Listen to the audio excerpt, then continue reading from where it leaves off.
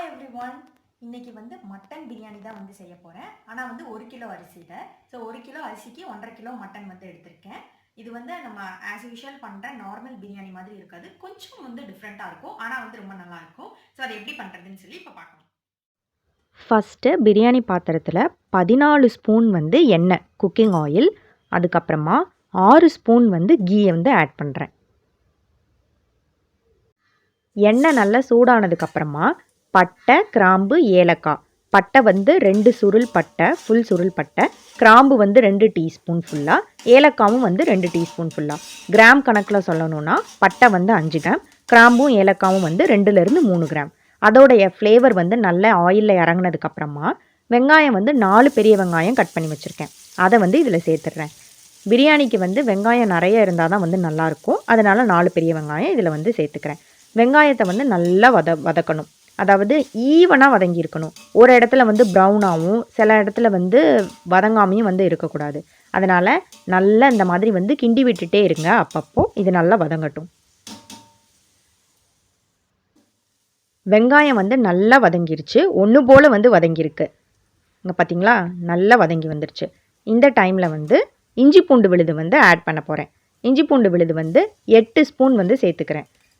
தனியாக சொல்லணும் அப்படின்னா இஞ்சி ஒரு 80 கிராம் எடுத்தால் பூண்டு ஒரு 60 கிராம் எடுத்துக்கணும். அந்த மாதிரி ரெண்டையுமே சேர்த்து ஒன்றா அரைச்சிருக்கிறனால நான் ஸ்பூன் கணக்கில் 8 ஸ்பூன் சொல்கிறேன். இஞ்சி பூண்டு விழுது சேர்த்து அதோட பச்சை வாசம் போனதுக்கப்புறமா இதில் கொத்தமல்லியும் புதினாவும் சேர்க்க போகிறேன். கொத்தமல்லி ஹாஃப் கட்டு, புதினா ஹாஃப் கட்டு, ரெண்டுமே ஈக்குவல், ரெண்டுமே அரை கட்டு இதில் சேர்த்துறேன். இப்போ இந்த இலையெல்லாம் நல்லா சுருங்கணும். அந்த அளவுக்கு நல்லா வதக்கிக்கோங்க. இப்போ இந்த இலையெல்லாம் நல்லா சுருங்கினதுக்கப்புறமா இதில் தயிர் சேர்த்துக்கிறேன். ஒரு 150 mlலேருந்து 200 ml வரைக்கும், அதாவது 5லேருந்து 6 ஸ்பூன் தயிரையும் சேர்த்து நல்லா மிக்ஸ் பண்ணி விட்டுறலாம். தயிர் சேர்த்ததுக்கப்புறமா இதில் தக்காளி ஆட் பண்ணுறேன். தக்காளியும் பச்சை மிளகாவும். தக்காளி 2 தக்காளி, பெரிய தக்காளியாக இருந்தால் 2, சின்னதாக இருந்தால் 3, நல்லா பழுத்த தக்காளியாக இருக்கணும். பச்சை மிளகா நான் 5 சேர்த்துருக்கேன். உங்களுக்கு காரம் கம்மியாக வேணுன்னா கம்மியாக சேர்த்துக்கோங்க, அதிகமாக வேணுன்னா அதிகமாக பச்சை மிளகா சேர்த்துக்கோங்க. இதையும் நல்லா மிக்ஸ் பண்ணி விட்டுறலாம். தக்காளி பச்சை மிளகா சேர்த்து மிக்ஸ் பண்ணதுக்கப்புறம் இப்போ வத்தல் பொடி 6 ஸ்பூன், மஞ்சள் தூள் 1 ஸ்பூன். ஏற்கனவே நம்ம பச்சை மிளகாவும் சேர்த்துருக்கோம். ஸோ காரத்துக்கு தகுந்த மாதிரி அட்ஜஸ்ட் பண்ணிக்கலாம். அதுக்கப்புறமா தேவையான அளவு உப்பு ஆட் பண்ணுறேன். இதையும் சேர்த்து இப்போ நல்லா மிக்ஸ் பண்ணிடலாம்.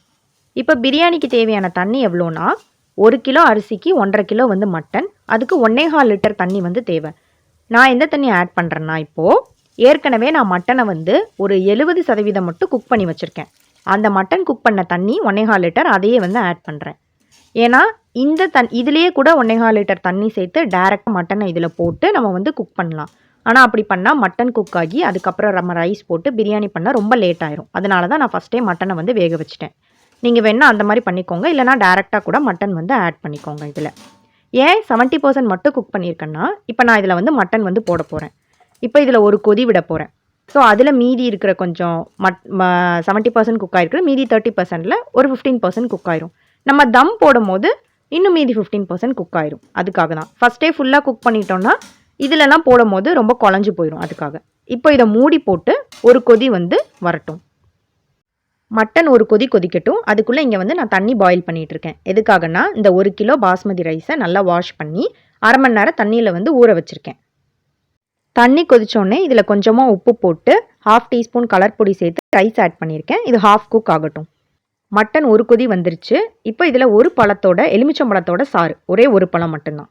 இதை நல்லா மிக்ஸ் பண்ணி விட்டுறலாம். இப்போ அங்கே ரைஸ் ஹாஃப் குக் ஆனதுக்கப்புறம் அதை இதில் சேர்த்துடலாம். ரைஸ்லேயும் ஒரு சும்மா ஒரு பிஞ்ச், ஒரு 1/2 டீஸ்பூன் தான் கலர் பொடி சேர்க்கணும், நிறைய சேர்க்கக்கூடாது.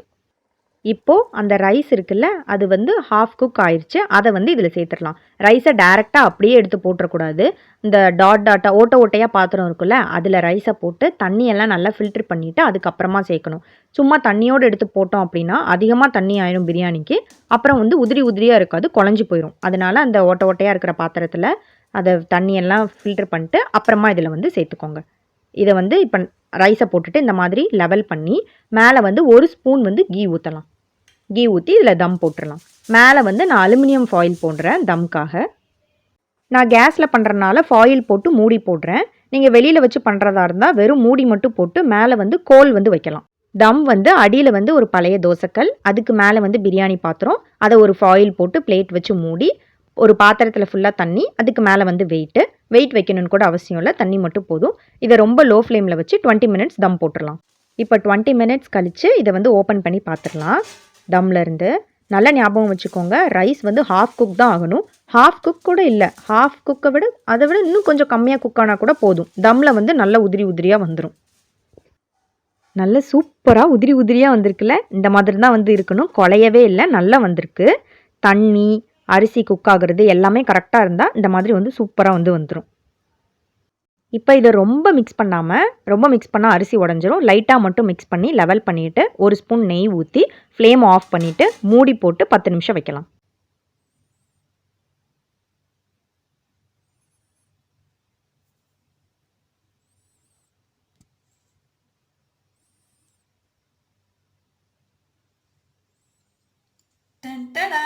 நம்மளோட மட்டன் பிரியாணி ரெடி ஆயிடுச்சு. சூப்பராக இருக்குது இந்த மட்டன் பிரியாணி. அந்த ப்ராசஸ்லாம் வந்து பார்த்துருப்பீங்க. இதே மாதிரி நான் எப்படி பண்ணனோ அதே மாதிரியே வந்து பண்ணுங்க. கிராம் வந்து இப்போ ஆயில் இல்லை வந்து சில்லி பவுடர் அப்படின்னா நான் கிராம் கணக்கில் சொல்லி ஸ்பூனும் வந்து சொல்லியிருக்கேன் குவான்டிட்டி வந்து. ஏன்னா கிராம் சொன்னோம் அப்படின்னா வீட்டில் செய்யும் போது நம்மளுக்கு எவ்வளோ கிராம் எப்படின்னு அளவெடுக்க தெரியாது. அதனால நான் எவ்வளோ கிராமோ அதுக்கு ஈக்குவலாக வந்து எப்படி வந்து ஸ்பூன் வந்து குவான்டிட்டி அது வந்து சொல்லியிருக்கேன். ஸோ ஸ்பூன் குவான்டிட்டியில் நான் என்ன பண்ணியிருக்கோம் அதே மாதிரியே போட்டு வந்து பண்ணுங்க. இது வந்து இந்த பிரியாணி வந்து கண்டிப்பாக இந்த ஈதுக்கு வந்து நீங்கள் வந்து ட்ரை பண்ணி பாருங்கள். ஈதில் ட்ரை பண்ணலன்னா கூட மற்ற நார்மல் டேஸில் என்னைக்காவது செஞ்சு பாருங்கள். செஞ்சு பார்த்துட்டு எனக்கு எப்படி இருக்குன்னு சொல்லுங்கள். இது வந்து கொஞ்சமாக தான் நான் எடுத்து வச்சுருக்கேன். மீதி பிரியாணி வந்து அந்த பாத்திரத்தில் வந்து இருக்குது. 1 கிலோ பண்ணி இத்தினோண்டு தான் வந்திருக்கு அப்படின்னு நினைக்காதீங்க, நிறைய இருக்குது. நான் வந்து காமிக்கிறதுக்காக இந்த பிளேட்டில் வந்து எடுத்து வச்சுருக்கேன். ஸோ ட்ரை பண்ணி பார்த்துட்டு எனக்கு எப்படி இருக்குன்னு சொல்லுங்கள். பாய்.